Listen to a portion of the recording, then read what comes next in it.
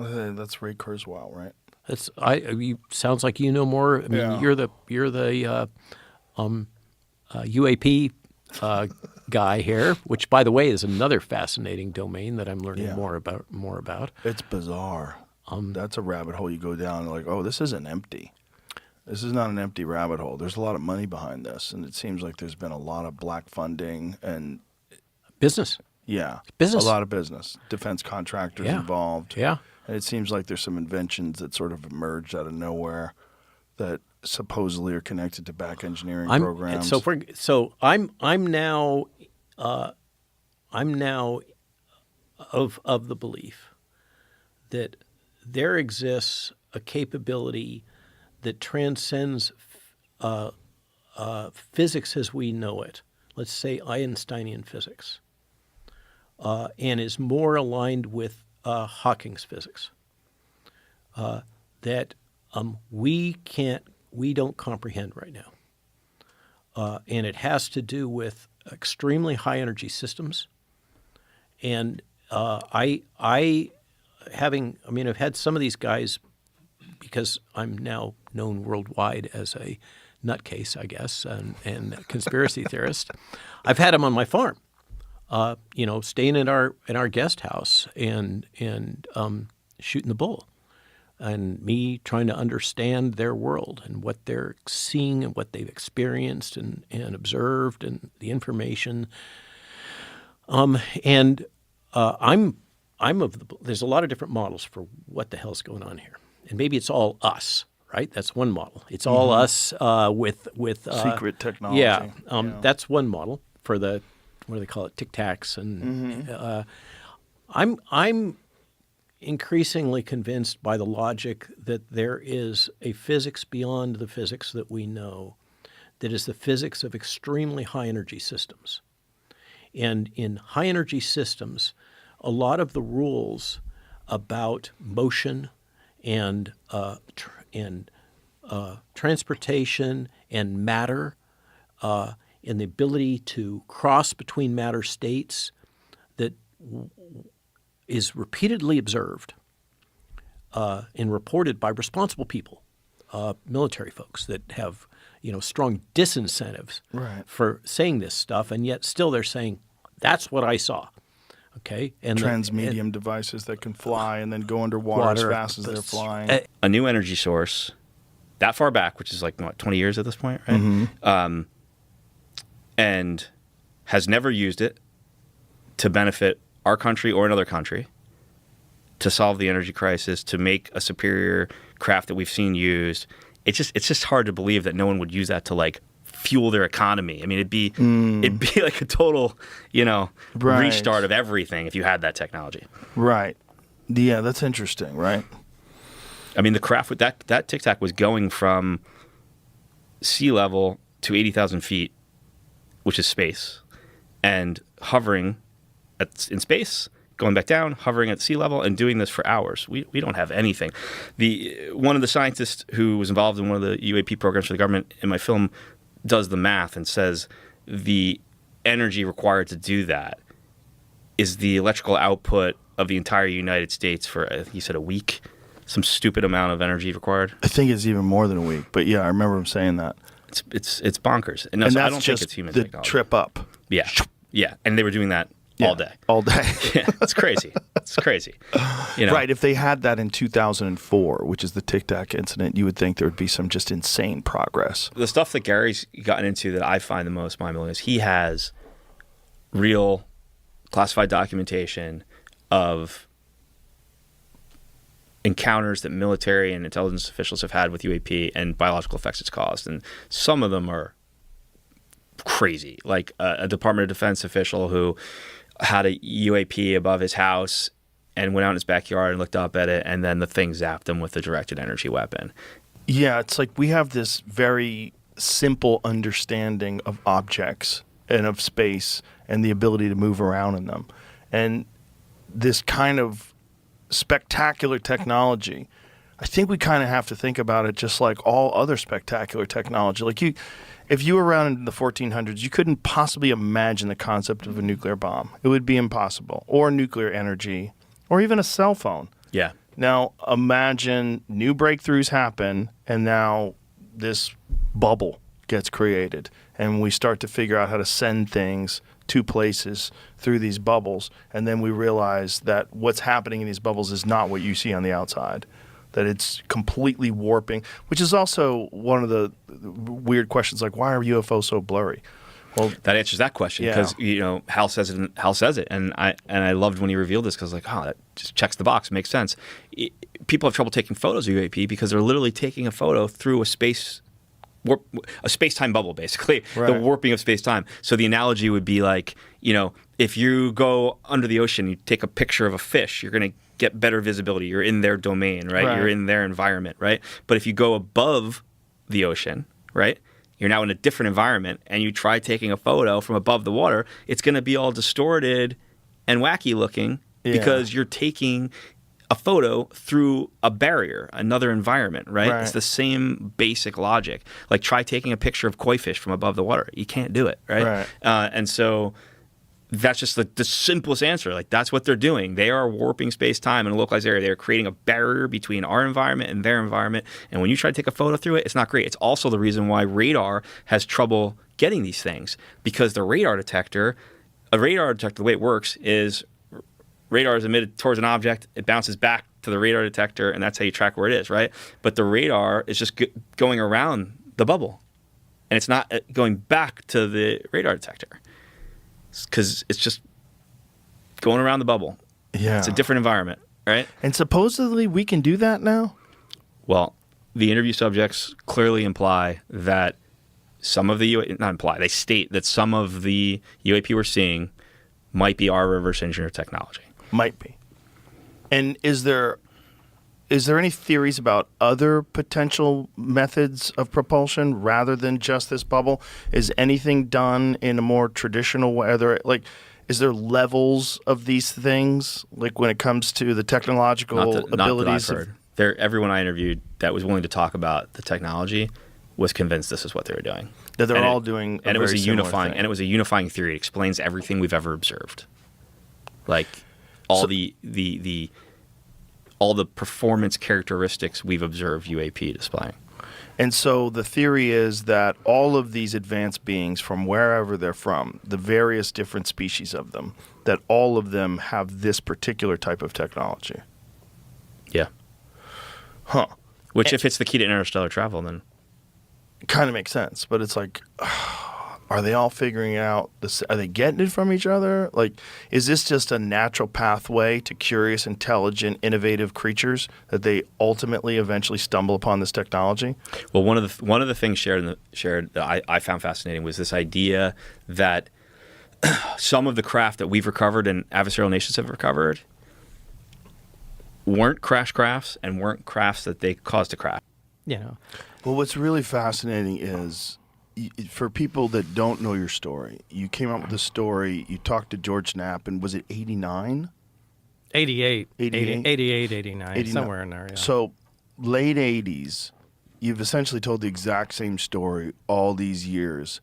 And then, within the last, 9, 10 years, we've started to get all these reports. There was the New York Times story, there was the Go Fast video and the FLIR video, and all these videos that show a craft that's moving the way you described this sport model moving. Right. Which kind of freaked a lot of people out with the way it rotated and turned. It does the belly roll, faces at the bottom towards where it's want to go, and then it takes off. And yeah. It's exactly how you described all those years ago, which is really fucking crazy. Well, that's the way it was. But it's just, it's crazy because you had this story way, way, way back then, and everybody's like, this guy's just making things up. This is all cockamamie bullshit. And then you see those videos from these fighter jets, and you're like, whoa, wait a minute. It's moving the exact same way he described. It's doing what he described in 1989. Yeah. Yeah. Time to take a drink. Cheers. Yeah. Cheers. Because it's so weird. I can't. I've had so many conversations with people, and one of the things that comes up is, do you think Bob Lazar is telling the truth? And I say, look, I don't know.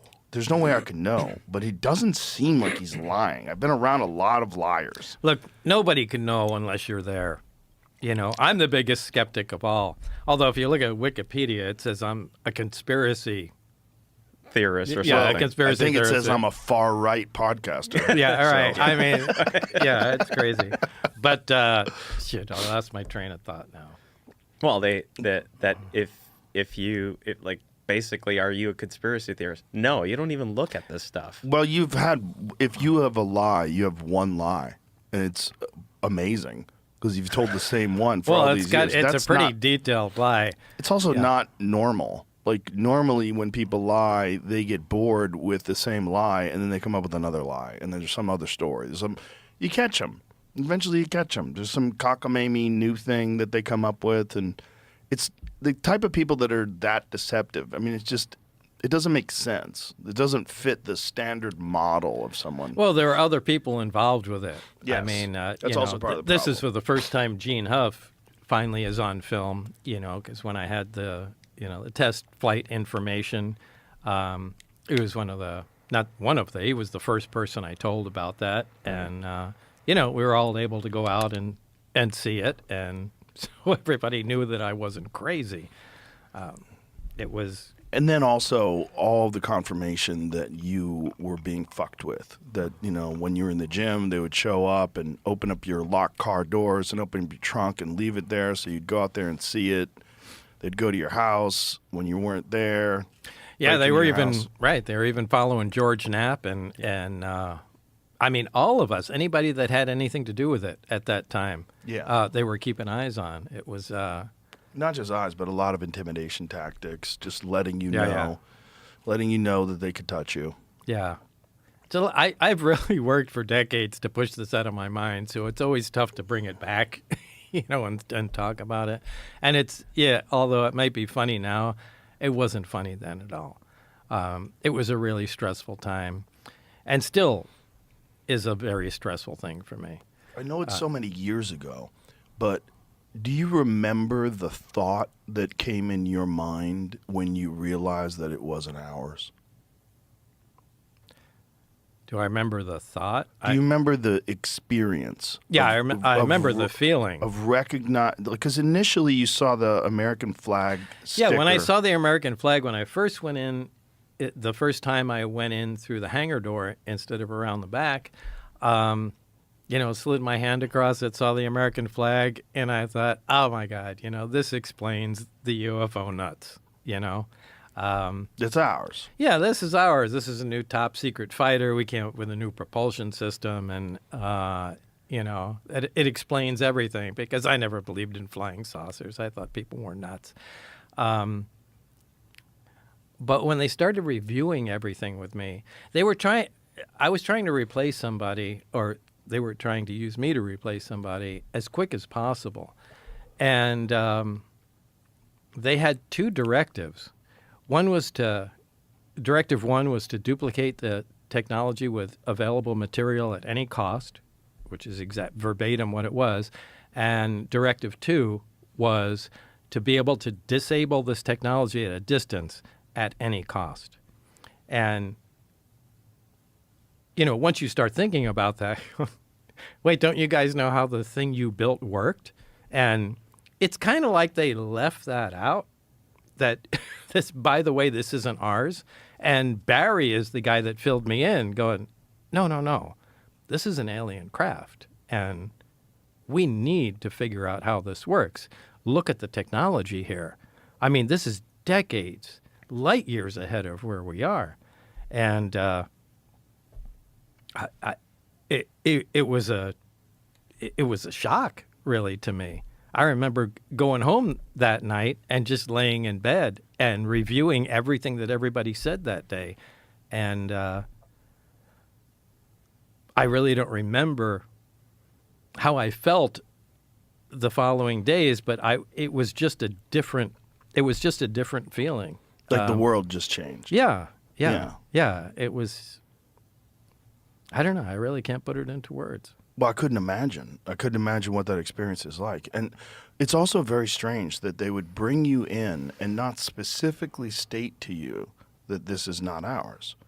They just bring you in and just give you a directive. This is what you were trying to accomplish. Well, they gave me a bunch of briefings. Everything was moving at a very fast pace, and I don't know why. I think I mentioned in the movie, right prior to I got there were Russians involved, and it, from what I can ascertain, there was an exchange of information, and then we discovered something of great importance. And, of course, kicked the Russians out and just held on to that information ourselves. And there was kind of a knowledge vacuum there. There was also an accident, and I was told I was replacing someone that was injured. I believe he actually died. There's no record of who this person was, or has anybody ever tried to figure it out? I don't know. I don't have any names. I just know that Barry told me, I'm replacing somebody that he used to work with. And he was without a lab partner for a while. So when I came in there... How long is a while? I don't know. But, that brings up a good point. First of all, we're dealing with alien or another civilization technology, whether it, it's from another dimension, another time, another planet. Who really knows? So... I'll eventually get to answer the question here, but wouldn't you think this place would be more like the Lunar Receiving Lab where everything is white, so you can see a speck of dust. Everything is sterile. People are being extremely careful with what they're doing, but you're not seeing that. This is in now something akin to an aircraft hangar in the middle of the desert. There's dust on everything. People are taking everything nonchalantly. There's a friggin' poster about the thing. They're here, poster there. And thank you, Luigi, for getting me that poster. We got to figure out a place for that and put it in here somewhere. It's awesome. Yeah, but they went to the trouble of making a poster. They actually... I think right here. That's a good place. Right That's there. a good spot. Right yeah. there. But they actually cut one of the amplifiers out of the craft. So that my point is... This is in the film as well. You could see. Yeah, but my point is it's so nonchalant at this point. When they first had it, it had to be at that level. And they became so used to it, so familiar with it, that, to them it just became like another, fighter aircraft or something from another country. So it must have been there a long time, is what my point is. Because, look, as soon as you have something that unique, you don't let it just sit there in a hangar and be exposed to the environment and have security people walking by and people touching it. It's in an isolated, sealed, secure environment. And they were past that. So I think it had been there for a decade or decades, a long time.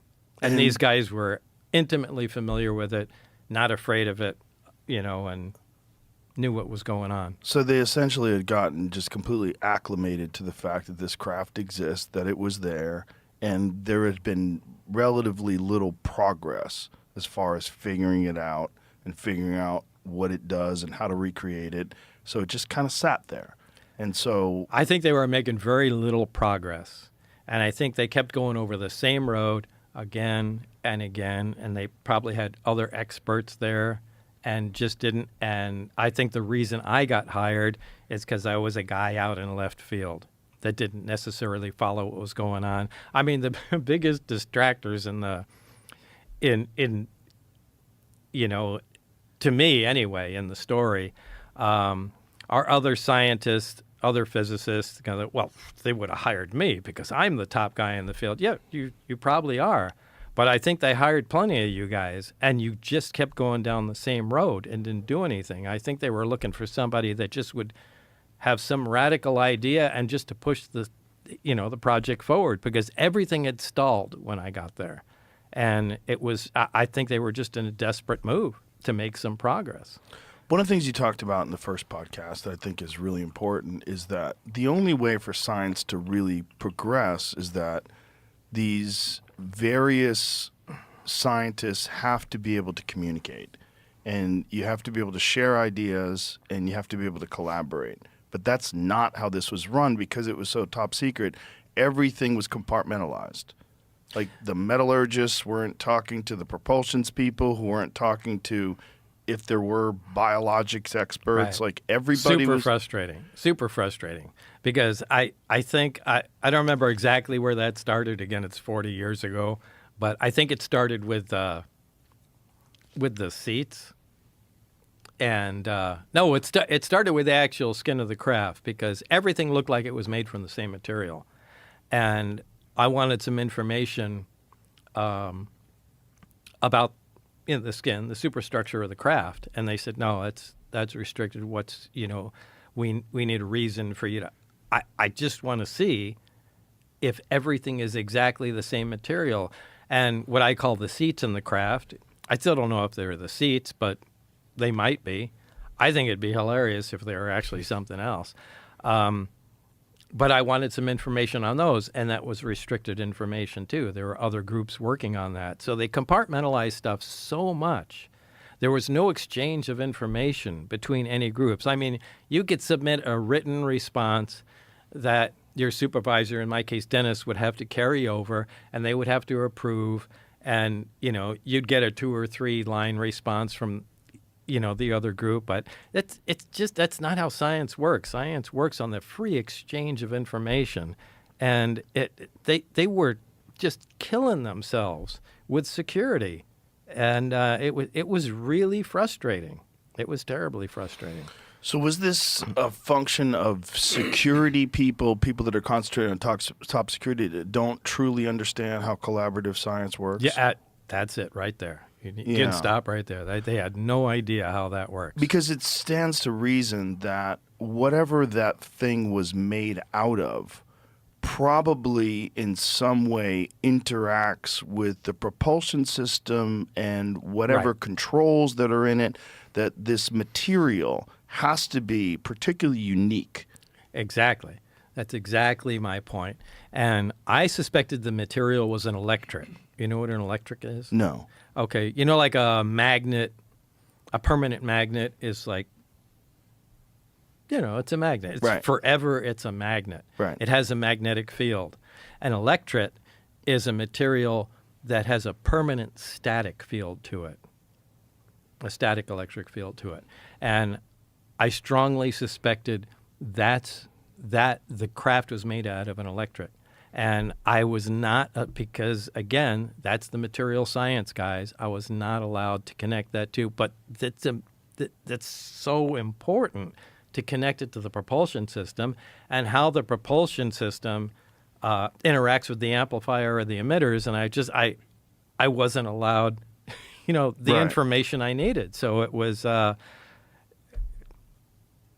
don't know, it was self-defeating. However, there's just been recently a bunch of new data that came up about things that happened a decade or two ago, or inside the last decade, that really changed that picture. And it was things like the Merlin Burrows scans that correlated other scans and also reported on, there seems to be a metallic object down there. And this isn't sort of crazy emerging science. This is a legitimate company that is using technology that's been well established in defence and in the UK defence. It came out of the UK military as a technology that's been more or less proven. So, and the guy that Tim Akers, rest in peace, unfortunately he's since passed, but he, what he said about this object, like he is a credible guy to say this. He doesn't draw conclusions about what it might be, but it's not wood, it's not stone, it's metal. It's not unlike other metal that he's seen, although they couldn't classify what exact type of metal it is. But he said, there is in this central atrium, because the labyrinth has multiple levels, and it's almost like imagine yourself standing in a shopping mall, and you have that central atrium where you can see all these levels, and it's like this big central chamber that connects to these multiple levels. It's open. It's at least 40 meters long. It's really tall, and in the center of it is what's more than 40, because it contains this single sort of 40 meter long object that's sitting in there. And that's where you get into the alien camp. Well, that 40 meter tic-tac shaped metallic objects. Yeah. What is that thing? Well, and what kind of metal? We don't know. Imagine if it's titanium. Could be. He said it didn't match any signature that he'd seen before. That's crazy Dude, in and of itself. It's one of the things I'll remember always about when you were sitting here talking to Bob Lazar, and he said that some of those craft came from archaeological digs. I mean, it's a part of his story. There's long been rumors of that type of stuff in under the ground in Egypt. I'm not saying that's what it is, but this is what Tim said about it. That would be amazing. It would be. If there's a UFO down there. All layers converge at a central corridor or avenue like the atrium of a shopping mall where you can see all floors from one vantage point. My personal interpretation is that this entire hall was constructed to house a centrally positioned, freestanding object about 40 meters long. The central object is hard to classify. It appears metallic, not stone or wood. I named it Dippy after the giant Diplodocus skeleton in the Hintsey Hall of London's, did I say that right? Yeah, Hints, I think. Hints Hall of London's Natural History Museum. It could be anything. Its shape resembles those tic-tac hard mints. It might also be an upright disc or even a colossal Shen ring. And what is a Shen ring? It's like the cartouche. You know, that thing around a cartouche. Oh, wow. Big object alone raises profound questions. How did it get there? Why is it there? A more speculative theory is that it's some kind of portal. Oh boy, now we're going full tinfoil. Either interdimensional or interstellar, a Stargate. Its material signature is unlike anything I've seen in my entire career, but it's there, undeniably there. I'll let the future find out what Dippy is. Tim Akers. Well, he went full Art Bell right there. He did. Interdimensional or interstellar, a Stargate. Let's go back to those hieroglyphs, Jamie. The lizard guy, the frog guy, or whatever that reptilian thing is, that freaks me out. Oh yeah, it's the stuff of nightmares at times. It's kind of weird because that's one of the things that the weirdest. The weirdest stories when they start talking about aliens is the different types that visit. Right. And that one of them is a reptilian species that are the most creepy to deal with. Which makes sense. I heard the same thing. It would be. Yeah, I mean that just reptilian like reptiles brain. on Earth. Like chickens are assholes, Right, they are. And so are Komodo dragons. And the idea that somehow or another they could eventually reach incredible levels of technological sophistication and intelligence.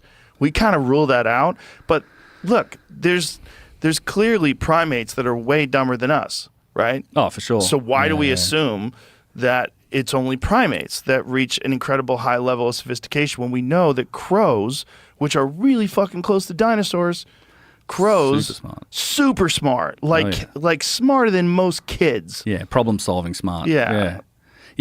I don't think you can't put a restrictor on what evolution might produce. Not at all. In any of these, especially when intelligence is being exhibited by things that are really close evolutionarily to reptiles. Yes. Yeah, and that would just be, you get to that, just lack of empathy, just that reptilian brain, Right. It's just aggression, and everything that's not us is the enemy kind That's of deal. the mind fuck is smart dinosaurs. Oh, yeah. That was in Jurassic Park, right? The raptors, they were Clever super girl. smart. Yeah, they were smart, Yeah. which, makes sense. Yeah, it's that whole pack, the instinct. But the idea that we were visited by intelligent reptiles is fucking bananas. Yeah, with the aliens, I don't often address it. But I put it firmly in the realm of possible. It's just I think when you look at the vastness of space and the length of time, the fact that we're just this crazy. There could have massive civilizations galactically could have risen and fallen a million years ago, and we just weren't part of it. And that's literally a blink of the eye in those sort of time frames. It's not surprising. This is the Fermi paradox, right? How come we haven't got firm proof or anything, even though people will say we have? But it's yes, it's the length of time. We can rise and fall. That span of a million years is just nothing on those time scales, and you can. Whole species can rise to massive prominence and then just be nothing but dust at the end of that period of time. Yes. And you got to try and do that across 14 billion years, and even that's in question now because the James Webb Telescope seeing stuff that's supposedly way older than that now. Right. So, what year was your incident? And you have a very, very famous incident that's corroborated by actual evidence, which is one of the rare ones. What year was it, and where did it take place? So it was 2004, November 14th. It's really If you draw San Diego to Ensenada, Mexico, we're about 60 miles off the coast in between the two. We're doing workups, so when we get ready to deploy, this was for the 2005 deployment. We were going at sea for November and December of 2004. So we had been out. I had just taken over the squadron mid-October, so I'd been the CO for a month. So we go out and we're putting the battle group pieces together. So it's not just the air wing, but we're on the carrier. We've got the cruiser. We've got all the support ships out there, and we're going to integrate all the defenses and train as one unit. So the exercise that we're going to do is an air defense exercise where there's good guys, bad guys. They're all from the air wing. So the bad guys today are going to be the Marines, VMFA 232, the Red Devils. So they're going to launch, and they're going to go about 100 miles south of the ship, and we're the good guys, and we call it a 2v2, so it's two of us against two of them. And we're going to work with the USS Princeton, which is going to be the controller, and they're going to control the blue forces, and then the red guys are going to give us a presentation that they're going to try and intercept so we can stop them from getting up towards a carrier. So that's kind of the training set that we're all good. So the Marines take off first, and they start heading to the south. Now, we have no idea that for 2 weeks, the 2 weeks we've been at sea, they've been tracking these things coming out of the sky. And when I talked to the Princeton controller, he's like up to about a dozen of them. They would come down from above 80,000 feet. They'd drop down to about 20,000 feet. They'd hang out, and then they'd go straight back up after about 3 or 4 hours. Now, when you say they've been tracking them, who specifically? This is the USS. The Princeton was tracking them. They saw them on the Nimitz radar, and the E2 could see them. Because they're out there, that radar's on all the time. And the Spy 1 system on an Aegis cruiser is, the state-of-the-art, is probably one of the most sophisticated systems in the world. So typically when something like this happens and there is some unexplained phenomenon, what do they do? In this case, if we were in a threat environment, they would tell us. But we're off the coast of San Diego. It doesn't come to the air wing. So we have no idea that these things are out there at all. So they observe these things, and they never bothered telling any of you guys. That's correct. So they just knew that these things had been visiting this area, Yes. but they just allowed this training exercise to take place anyway. Yeah, talking to them, for the 2 weeks, they would show up, but it was when we weren't flying. So the typical carrier schedule is, for us, it was about noon to midnight. It's a 12-hour day. There's reasons for that. It can go a lot longer. But for training, we just do the 12-hour day thing. And it's cyclic ops, so you got guys taking off and landing periodically. So we were on one of the first goes. It's noon, 1 o'clock, somewhere around there, and we take off. The Marines take off first, and my buddy Cheeks, who's the CO of the Marine Squadron, he was leading the Red Air. When he launched off the carrier first, they called him up and said, "Hey, what do you got on board?" Well, the original legacy F-18s don't have as much gas as the Super Hornets. Super Hornet's about 30% bigger. So they start talking to him about fuel, and based on how long we're going to be airborne and everything else, they go, "Hey, why don't you just go ahead and proceed to your cap point?" Because we had just taken off. And that's when the controller had come up and said, "Hey," I forget our call sign. It's probably like dealer is usually what we went. So it'd be like dealer 11. This is Princeton Control. What do you got? Say your loadout. And I kind of chuckled. I said, "Well, I got a CATM 9, which is basically just a blue metal tube with a seeker head for an AIM-9 IR missile. It's a training. It doesn't come off the airplane. You can beat it with a sledgehammer. That's the only way you're going to get it off, or you got to unlock the lugs with a key." So I'm like kind of chuckling. He goes, "Well, hey, we're going to cancel the training." So we're like, "Okay." He says, "We got real world vector, and they're going to send us out to the west." So picture if it's, if you got a clock, the Nimitz is in the middle. We're a little bit south of that, about 40 miles south, and then the Marines are about 100 miles south of the ship, about 60 miles between the two of us.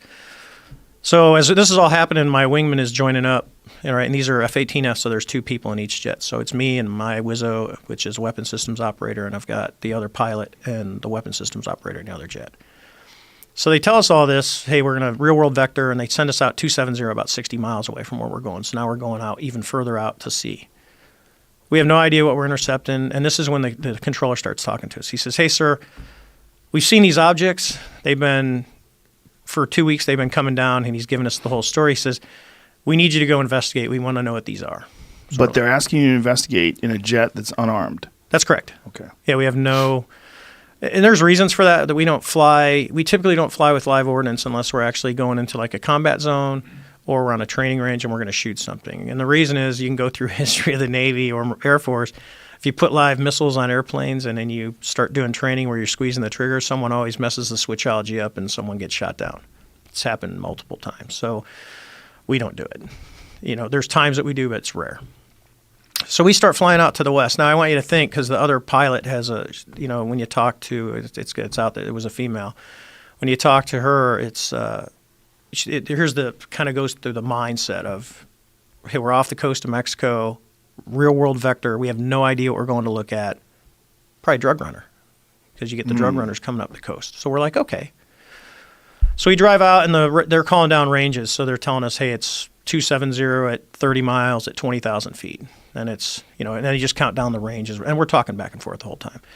So they got to a point where they say, hey, merge plot, which means radars have resolution cells, range and azimuth of what the radar can actually see. Once you're inside that box, you can't tell the difference between me and the object I'm going at. We're just become one big blob.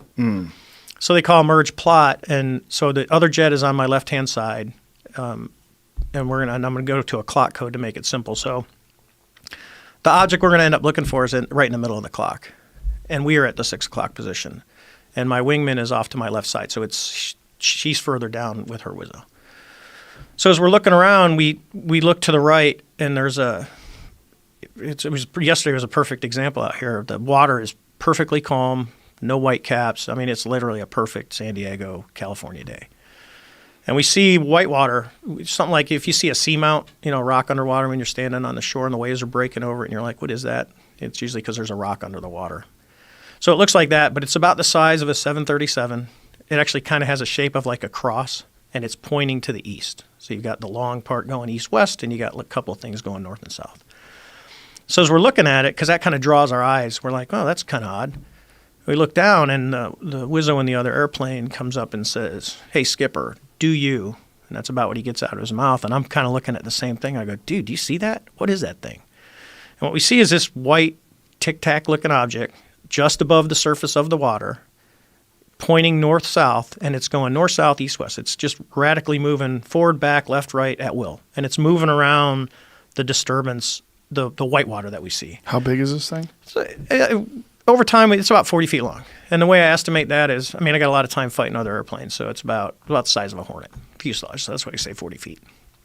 And this thing's just going left. So the first thing you see when you look down, you go, and this is with our eyes, it's not sensors, right? So we're looking down at this thing, and first thing you think is helicopter, right? Helicopters typically stay below 200 feet when we're out there, and they're just driving around. We're pretty far away from the ship for a helicopter for one of ours. So what is it? So the first thing you look for is rotor wash. If you've watched any TV show that starts kicking the water up, and you can see that. It's really easy to see from the air. So we're like, no rotor wash. Matter of fact, don't see any rotors. Don't see any tail rotor. Don't see any, the main rotors. We're like, that's kind of weird. So as we're driving around, we're looking at this thing. We get to about the 9 o'clock position. How far away are you from this thing? I'm at 20,000 feet, and it's right down on the surface, right off our right side. So I'm probably maybe a couple miles lateral and 20,000 feet, and we're just watching it move around. And so it's very small in your eyes. Not overly small. An airplane down that low, it's 40 feet. You can see pretty well. It was pretty clear. So I'm like, okay. So I said, I'm gonna go check it out. That's what we're trained to do. The other pilot says, hey, I'm gonna stay up here, and I'm like, that's perfect. So now we'll get some separation. We'll get it from different views, and the other airplane will kind of have a God's eye view of everything that's going on as I go down and check this thing out. So I start driving around, and it's still doing its forward, back, left, right. It's still pointing north-south. We get to about the 12 o'clock position. I'm just in a nice, easy descent. And a reason, because I've been asked, could you go more aggressive? You can, but when you're out over water, the water looks the same at 20,000 feet as it does at 2,000 feet. You don't, so you can easily put yourself in a non-recoverable position if you're not paying attention and you go into the water. So I got this nice, easy descent. I get to about 12 o'clock, and as I'm coming down, I could guess probably about, 18,000 feet now, a couple thousand feet below the other airplane. The tic-tac just kind of rapidly goes boop and turns, so now it's kind of pointing east-west, and now it mirrors us. So it's above the surface, we're up high, we're coming down, it starts coming up. I'm like, well, this is getting interesting. So we kind of drive all the way around a circle, I'm descending, it's coming up, and I get over to about the 8 o'clock position on the clock, and it's over at about the 2 o'clock position. Well, the quickest way, as we know as kids, to get someone, you can keep going around the circle. Nothing's going to happen. You cut across the circle. So I'm about, probably 2,000 to 3,000 feet above it, and I just kind of drop my nose aggressively, and I cut across the circle, and it's coming this way. It's because I'm trying to fly to where it's going to be, because I want to join on it. I want to see how close I can get to it. Right. And as I'm pulling up, it's kind of starting to cross my nose, and it starts to accelerate. And within about less than a second, as I start to pull nose onto it and it crosses right in front of me, it just goes poof and it's gone. So I call the other airplane. I said, "Hey, do you guys see that thing?" And they're like, "Sir, it's gone. We don't see it at all." So I'm like, "Okay, that's kind of weird." So we don't see it. We're looking. At the same time, I say, "Hey, let's turn around and let's go back to see what was in the water. Was there something there?" So we turn around. We're right there. We haven't gone anywhere. It's gone. Water's perfectly. There's no white water, nothing. It's just blue. We're like, okay. So we turn back around. Now we're heading back out towards the east. And I tell the controller, I said, I first said, I'm kind of weirded out. And I told my backseater that. And we start heading back, and the controller on the Princeton comes up and he says, "Sir, you're not going to believe this, but that thing is back at your cap point." That was our original point where we were going to hold 40 miles south of the ship. So this thing has went from wherever we were at to, about 60 miles in, maybe 30, 40 seconds. It's already over there. And they didn't track it. It just appeared. It shows back up on their radar and they go, "It's here." So we're like, okay. So we fly back. We don't see it. We don't see it on our radar. We don't see it on any of our sensors. We do like 2 runs and we come back to the ship and land. So as we're in we call it the PR shop. We're taking off our flight gear. One of my crews is getting ready to go out, and I think they were going to be on a tanker mission, but they had a targeting pod on board. So they launch off, and we're telling them about this before, and the backseater, Chad, says he's really determined he's going to find this thing. So he tells the pilot, "Hey, we're going to find this thing." So they're just out driving around, and in the back seat of a Super Hornet, there's no stick, but there's side stick controllers, and they're to control the sensors, because that's what the weapon systems guys do. And they can change displays really fast by just hitting a button, and it'll flip from the radar to the targeting pod. And the way the system actually works is when you see something on the radar and you designate it as your primary target, all the other sensors will look at that point. So everything is kind of synced together. So he picks up a hit on his radar, and he goes to lock it up, because I watched all the tapes. He goes to lock it up, and immediately the radar can tell, it gets signals back that it's being jammed. So, and technically jamming is an act of war. It starts jamming the radar, goes into a jam extrapolate, a bunch of stuff happens on the scope. Well, he's smart enough to castle to his targeting pod, and he takes a passive track, and that's the video that you see of the Tic Tac where it's just sitting in the middle of the screen real quiet. So he does that, and he goes through. If you watch the video, if we had it, I'd go through it with you. But they go through all the different modes. So he goes, it's an IR and an EO. EO is TV. It's black and white TV camera. We can get the video right online. Mm-hmm. Yeah. Let's get the video, Jamie. Where would you? Can't show it to anybody. We can't show it on YouTube, but you can see it, and people will be able to go to it. You know what we'll do? Go to the video. And we'll tell people when we're starting, and we'll tell people what the title of the video that you get to is, and they can sync it up themselves if they're watching it. It's publicly owned. Sorry. Yeah.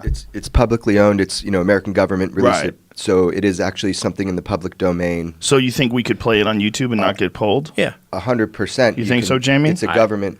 Those things, I would say, yes, we should be able to, but sometimes those things get messy. So Let's take a I'd say chance. yes. Okay, Let's all take a right, chance all with right, this one. okay, all right. I know if you find a New York Times article, there's a link to it. It's a Pentagon release. YouTube is crazy with copyright stuff, and we've always been like 2 steps away from getting pulled off of YouTube completely. It's a real disaster. I understand from their perspective. There's a lot of legal issues they have to deal with, but I have it on a private server. I could maybe send Jamie. the issue, I believe, though, is the actual copyright of the video itself. Oh, it's a Pentagon Pentagon video. released public Okay, domain. and the Pentagon's going to come after us. I don't think so. I don't think so either. Did you find it? I want to find a good version of the video that doesn't have somebody Jeremy, else's do you copyright. know? Yeah, I've got Okay. an unwatermarked version. Let me just look it up and this one send it has to you. tons of Jeremy will watermarks get all it over to us. I have to figure out how to send it to you right here. Give me a second. Do you have AirDrop?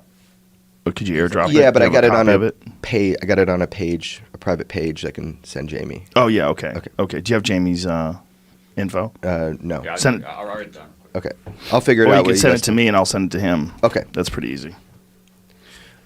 Sorry to disrupt the momentum. No, you're good. But I think it's probably important to be able to have this the video itself, so you could just talk about it.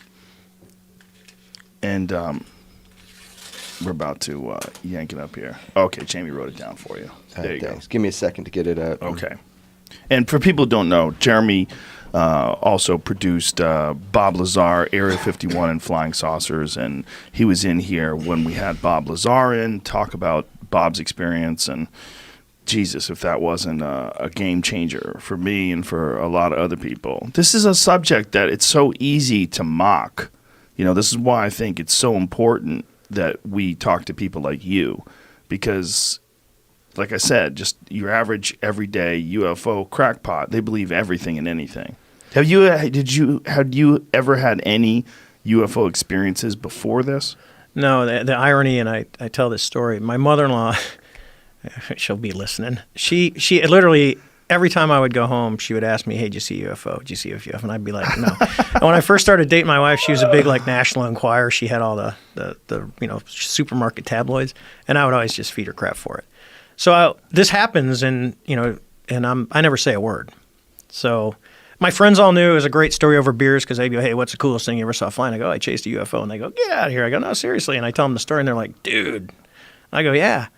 So I go home, and I got asked by Lou Elizondo to do the New York Times article, which, as like anything else, I always say no. Like, it took a bunch of times to get me on your show. Jeremy kept asking, and it was... Thank you, Jeremy. It was you got to thank my contractor's wife, Angel, who we were at a party drinking, and she goes, "You got to do Rogan." I go, "What?" She goes, "It's the biggest podcast on the planet." She goes, "You got to do it." And I go, "All right, I'm going to do it. Just for you, I'm going to do this show." So shout out to Angel. Yeah, from New Hampshire. So...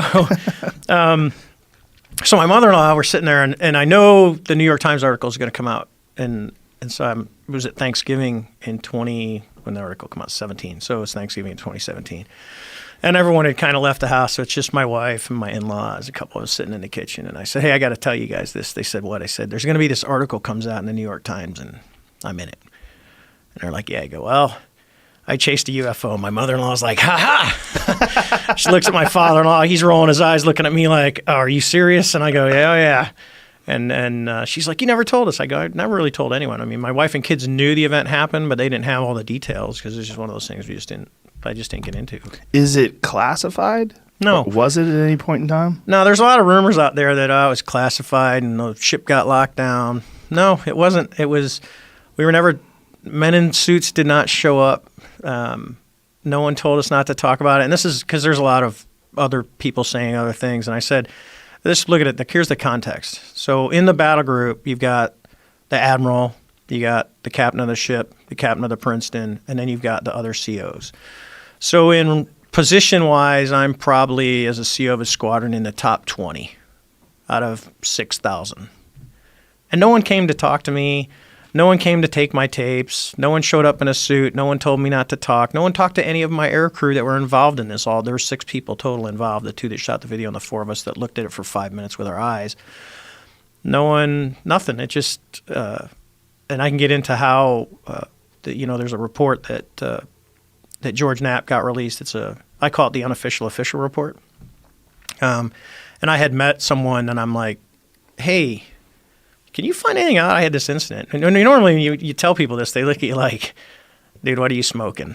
And I'm like, No, I'm good. I'm tested." And they go, and they said, "Well, let me see what I can do." And I had got a call. I was doing some aerospace work, and I had gotten a call on my cell phone from a guy. And he said, "Hey, I want to investigate your incident." And I go, "Okay." So he did. He investigated the incident, and it was very, very thorough. I mean, if you've read it's about 10 pages long. And he tracked down everybody. He tracked down all the people that were the air crew that were involved. He tracked down the admiral. It was a pretty thorough report. And I didn't think anything of it, because the people worded it's out there, so they want to do FOIA, but it was never released in a FOIA request. I actually had the Navy call me. I'd been out of the Navy for like 6 years. And let's explain to people that means Freedom of Information Act. So I got called by a public affairs person from the Navy and said, "Hey, is this Commander Fravor?" And I said, "Yeah." And they said, "Hey, do you know of any documentation on your UFO incident off the Nimitz?" And I said, "Official." And she said, "Yeah." I said, "No," because I knew the report existed, but to me it was an unofficial because I didn't know where it went. And I had a copy of it, but because it wasn't official, well then, Years later, I find out that the guy who actually did the report was part of the ATIP team. And I was talking to Lou Elizondo, who runs that program. And Lou showed me the documentation of the original, I think it's like 13 people that were part of ATIP, and they were FOIA exempt. And I'm like, well, that's kind of, well, hey, I know that guy. He's the guy that did the report, which is why it never ever came out until George got his hands on it. How is something Freedom of Information Act exempt? Obviously, DOD has the ability, because I'm not a conspiracy theory person at all. I mean, I'll just tell you that. And I think there's reasons that the government doesn't tell the public everything. And I don't speak for the government, but I think there's a good reason for that not everything needs to go out to the public. But most of it does. And what they do is they put a clause on, hey, for this program or whatever we're doing, which would have been an ATIP program, the work that they do and what they find it's not releasable through Freedom of Information Act. There's probably other avenues to get that. And then you go, well, what really is freedom of information? Because I got into this I was talking to someone who's a conspiracy theorist, and they said, well, so-and-so wrote, and they're not getting any information on your event. I said, so what are they going to do? They're going to call up, you're going to put in your request for freedom of information. You go, here's what I want. It goes to some poor guy at the Pentagon who's like, I have no idea what this is. And he searches around. He doesn't find anything. He looks at his bud, and I go, for you, I go, hey, Joe, you got anything on the Nimitz incident? And you go, nope. And I go, okay, well, I didn't find anything. I looked. I did my due diligence, but I'm not going to spend the next 6 months of my life doing your research project for you. Right. So and you get nothing, and then you assume the government's covering up when the government really isn't. They just, the guys doing the research doesn't know where it's at or doesn't have access to it. So. Makes sense. Jamie, we have the video? Okay. Here we go. Now, explain what are we seeing and why are we seeing it in this particular Okay, shade? so we'll just kind of go around. So if you look at the OPRs operate in the top left corner. NAR is narrow field of view, which is zoomed in. IR at the top middle, it means it's in infrared mode. So instead of seeing color, you're seeing temperature variations. Okay. And these things are extremely sensitive to in like tenths of degrees. They will tell you the difference due to color. So it'll go from black to white. So in this case, white is hot. So if you look down in the bottom left corner, it says WHT. That's white. It means white is hot. So the object that you're looking at is hotter than the sky around it. But what you also notice is there's no plumes. Now, if you're looking at an airplane, when you get closer, you'll actually see the exhaust coming out, and there will be a really glowing plume. That's important as we look at the video. And then most of the stuff on here you really don't need to know. What you can look at is the bottom right corner, it says 19,990 and a B. That's the altitude. And if you look up in the little words where it says HDG and then BALT, it's autopilot. So it's on altitude hold. It's just flying for that. So you can go ahead and play the video. And so those two bars next to the white object, that's a passive track. So what he's done is he's commanded the FLIR to track that. So what the system does is it uses, it's actually tracking, it can track pixels, and it's just basically block those hot pixels, those white pixels from the black ones. And then you're going to see now, pause it real quick. So up at the top, see it went to a white screen with the black object. This is a black and white TV mode. And if you look at the top, it says TV. So narrow in TV mode is actually, you can get closer than narrow in IR. It's literally narrow in IR is about medium in TV mode. So you can get closer with the TV mode. So as you look at it now, in this case, you would actually start to see stuff going on. And even in TV mode, because you get exhaust, the black exhaust that comes out, you'll usually be able to see kind of some of that coming out of the back, and you don't see anything. This thing's just sitting there. And if you look at the top where it says 3 right, that's the pod is looking 3 degrees right of the nose of the airplane, right? So he's just flying along. The bottom numbers, don't worry, those are time. So it's 41:56. So go ahead and hit play. And what he's doing is Chad's going through all the different modes because he's like, oh, I got it. And he's going to try and see the best video that he can get. Now, there's rumors that this video is like 10 minutes long. No, what you're looking at is the entire video. Now, notice where it says 99.9. So hit pause real quick. What that means is while he's got the pod, the targeting pod, because that's his primary sensor right now, the radar is still trying to look at this object and trying to range it, and the radar can't get ranging on it. So the object is doing something to say, I'm not giving you back, because it's just a Doppler radar, just like a police radar is a Doppler. It's trying to get a ranging on you, and it can't do it. So when it says 99.9, the radar cannot see this object right now. It's not allowing it to get ranging. And I think that's super important, Dave, the way he explained it to me. Active jamming compared to passive jamming. This is a technology that is actively jamming this system. Rather than something like stealth aircraft, which is the shape and the texture of the... Yeah, it's it's like the fucking UFO hearings up on Capitol Hill, right? I don't know how many times I've had to sit and listen to, I've seen some stuff. I can't tell you what the stuff is. Yeah. It's hidden stuff, but I've seen some stuff. I know. I get so tired of it all. Yeah, and I think there's something out there, right? I'm not, again, I agree with you in the sense that we're certainly not the only ones out here floating around, right? I don't know what it means. I don't know whether we've been visited or anything like that. But every time there's a UFO hearing, it's sort of that same thing. It's that tantalizing, like, oh, look, he's talking, and then the thing about the release of those documents, though, that seems to me that's something that you would document. Like, so yes. rather than say, I killed JFK, I'm going to write, where do I sign?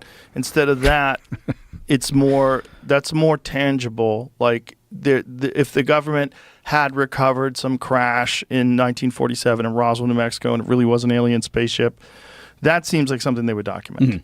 I agree, and I think that's worth pursuing in a big way. They should look. There needs to be more transparency about it, but. And it's also the same like with the COVID files, if there's such a thing as COVID files. But sure, go through and look. I mean, transparency, to the degree that you can, where, you're not releasing national secrets that are going to get people killed, great. But the Epstein files, so I think there's real value in saying because the government always overclassifies, and it's unnecessary, and it creates this distrust, I think, half the time of the for public. sure. Yeah, they just like, what the fuck? We don't believe anything you're saying now. Yeah. So release everything. Let the chips fall. Because I don't think there's a lot of information there, but I do think with the UFOs, all the documentation of and the investigations that took place of unknown sightings, but it's still going to not convince people that we're not holding on to, crashed spaceships. Well, when you've got guys like David Grush, who's the whistleblower that comes out and says, not only do we have these ships, but we have biological entities. Yeah. Okay. Well, then, maybe explain yourself a little more. Right? I mean, you've already come out. You kind of like opened your kimono a little bit. And let's, just fucking say what you know, and then put it to rest. Maybe you got an obligation to do that, right? I mean, I think he wants to, according to him. Yeah. But he has to get clearance. He's already pushed that door open, right? I mean, I don't know. As an individual, right? He explained on the podcast that he's authorized to say what he's already said, but nothing more, and he has to be very careful. But then again, it's like, how do I know? Yeah, How do I know that's not horseshit? I know that's the problem, and that's going to be the problem with the release of the files. Is also it's just if I be was going to unsatisfying. obscure some sort of a government propulsion system that's like 50 years ahead of anything we could imagine, that's how I would do it. I'd obscure it by saying, oh, there's some fucking alien technology that's available, and we don't really know how to use it, but they do visit us from time to time, and occasionally they crash. Well, look, they came over to New Jersey. Remember the drones over New Jersey? Right. Yeah. But now the Trump administration has said they were running some tests, and those were ours. Yeah. Yeah. So why wouldn't the Biden administration say that? What the hell? I mean, what's the point? Maybe you should tell me. Well, I do know, but I'm not authorized to say. We got to get you in a skiff. Yeah, but I know some stuff. Yeah. I just can't say the stuff. So when did you get interested in the subject of UFOs? That happened at a surprisingly early age. I was 7 years old at a boarding school, and the principal of the school, a friend of his, had photographed video, an old reel-to-reel Kodak movie camera, had taken a home movie of a video of a UFO flying in beautiful blue skies, cumulus clouds, huge golden disc that comes into the picture and banks, goes into a cloud, and it disappears into this sort of wispy cloud in a way that would be very, very hard, I think, to fake somehow, particularly in those days with no computer-generated imagery. And it comes out the other side and then sort of goes off over the horizon. And I was, stunned and flabbergasted, and myself and all the other kids ran outside that night and were looking at the stars, and it just sparked my curiosity, a lifelong curiosity. So once you got into government, and once you were there, you're basically there, you had to start asking questions like, did you wait a while? Like, how long did you ask for? Sure did. Hey, what do you guys know? Yeah, well, for a long time I waited. Very rarely. I looked for openings. I looked for opportunities. So, for example, the stigma is so great that you're reluctant, obviously, to raise that issue. A couple times there were some natural opportunities. So one of my colleagues on the Intelligence Committee was going to Hawaii for some oversight trips, meetings, and he went to the Maui Space Optical Tracking Facility. And I said to him, while you're there, why don't you just check and see, do they ever see anything weird they can't explain and so forth? So he did, and Pete called me up and said, hey, you wouldn't believe this. I've got this videotape here, and it shows these weird things. And so I talked to the Air Force people. They sent the tape to us. Turns out it was totally unclassified.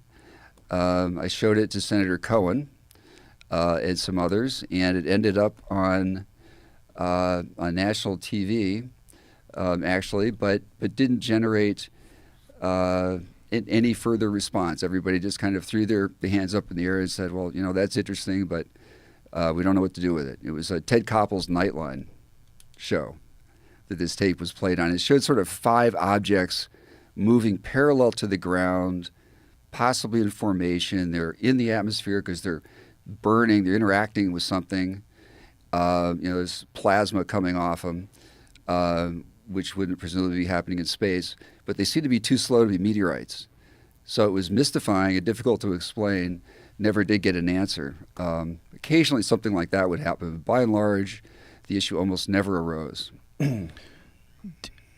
The issue is a weird issue because if you bring it up in the wrong company or at the wrong time, you could be dismissed as a loon.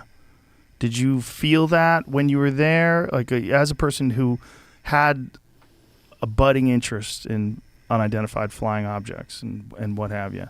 Did you feel like this is a politically risky thing to discuss, especially to discuss in serious terms?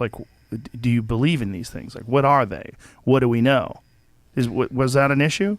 Absolutely. I concealed my interest in the topic for years and very carefully, and confided to a few trustworthy friends.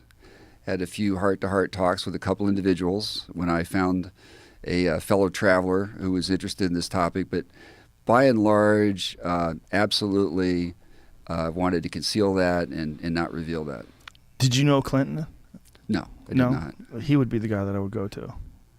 There's a request that came to me once that I think was from President Clinton, and it was one of the astronauts claimed to have seen a UFO out at Edwards Air Force Base, and it was videotaped, he said.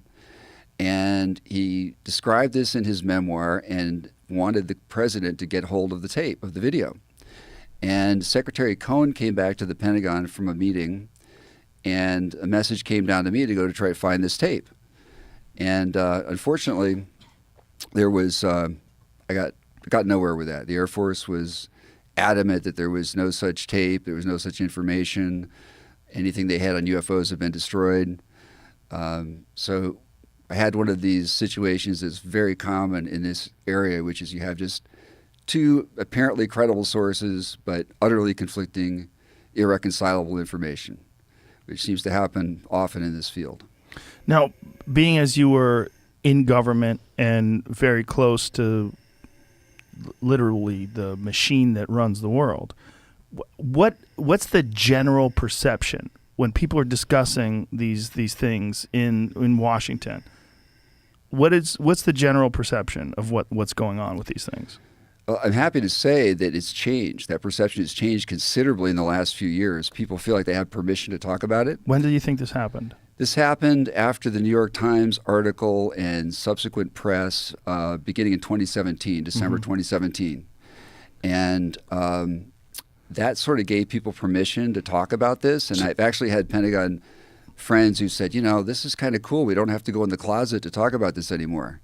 What do you think kept it in the closet before? When did the stigma start? And do you think this was intentionally sort of set up this way?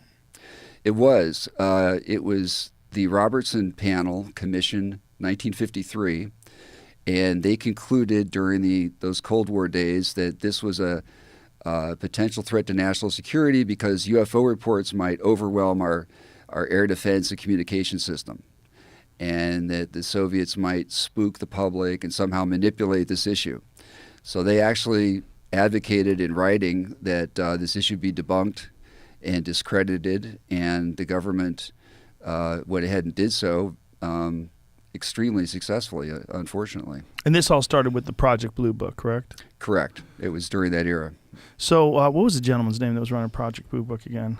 Well, there were different people. The through guy time. who went on the astronomer, Alan Hynek. Hynek. Yeah. And Hynek went on to become a believer. So he started debunking and was told, essentially, the way he reported it, was that he was told to kind of debunk every single case. Everything he could find, whether it was swamp gas or, ball lightning, find some way to explain this away.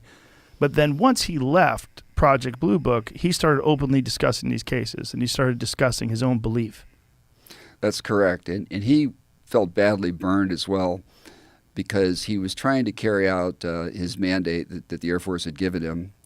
As you may recall, in one instance, he went to Michigan and famously declared that the people of Michigan were misconstruing swamp gas for flying objects. Yeah. And so Gerald Ford, who was representing that district, got incensed, as did the local population, and Congress took a fleeting interest in the topic. And Dr. Hynek was very embarrassed, and understandably so. It was really quite insulting to these people who had very clear sightings of these objects.